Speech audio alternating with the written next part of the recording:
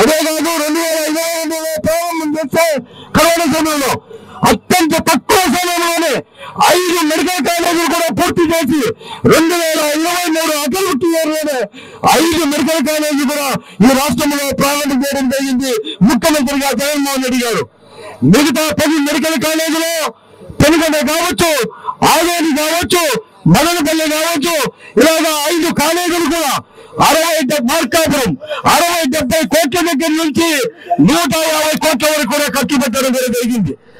ఈ ప్రభుత్వం medical college ప్రభుత్వ ఆధ్వర్యంలో జరిగితే పేదలు, ముఖ్యంగా ఎస్సీ, ఎస్టీ, బీసీ, మైనారిటీ వర్గాల వారు, కడు పేదవారు, పిల్లలకు కూడా నోచుకునే వారు కూడా ఈ రోజు ప్రభుత్వ ఆధ్వర్యంలో ఉచితంగా కూడా మెడికల్ కాలేజీ పూర్తి చేసి విద్యను అభ్యసించి అందరినీ కూడా డాక్టర్ అయ్యే అవకాశం ఉంది. కానీ ఈ రోజు చంద్రబాబు నాయుడు గారు అప్పుడు కూడా గతంలో 3 మార్లు ముఖ్యమంత్రి అయినప్పుడు కూడా అనేక మార్లు కూడా ప్రయోజనం చేసేదానికి పోతారు.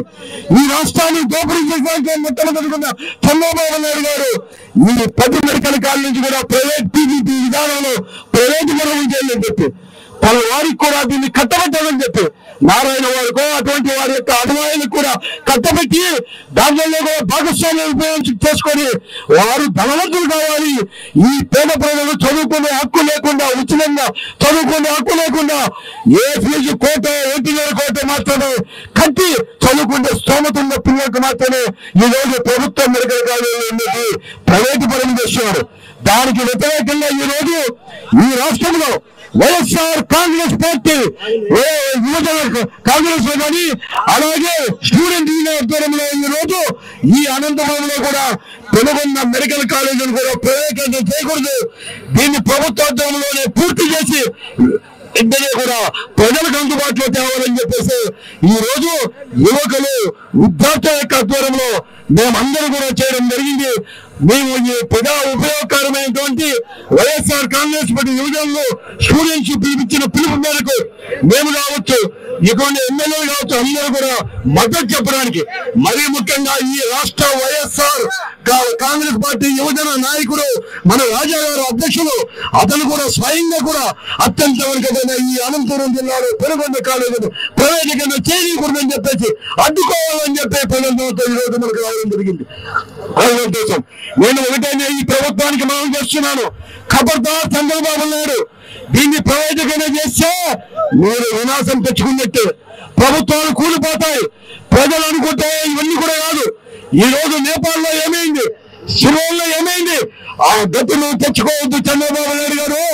నీకు ఎమ్మెల్యే యొక్క మద్దతు ఉంటే ఉండవచ్చు, కానీ నీవు మాత్రం ప్రజలు మాత్రం ఊరుకో ఉండరు. ప్రజలు ఉద్యమిస్తే ఎవరైనా దిగుబాటు తప్పదు.